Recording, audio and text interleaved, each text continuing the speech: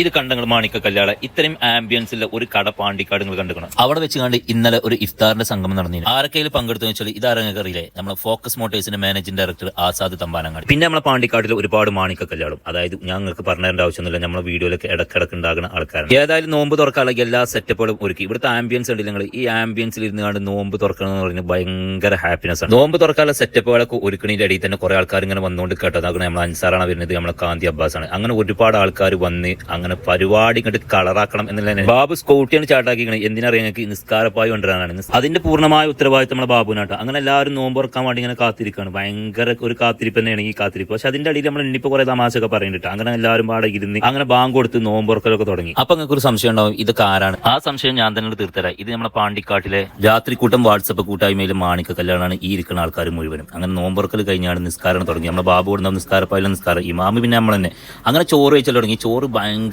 രസമുള്ള ചോറേന്. എന്താ കാരണം വെച്ചാൽ നമ്മൾ സിനോജാണ് വെച്ചിരിക്കുന്നത്, അതുകൊണ്ട് തന്നെ ചോറ് നല്ല രസം ഉണ്ടാവും. പുതിയ ഒരുപാട് സൗഹൃദങ്ങൾ കിട്ടിയതിൽ നമ്മൾ വളരെ ഹാപ്പിയുണ്ട്. അങ്ങനെ എല്ലാവരും കൂടി ഒരു ഫോട്ടോ ഒക്കെ എടുത്ത് കണ്ടാണ് പിരിയുകയും ചെയ്തു.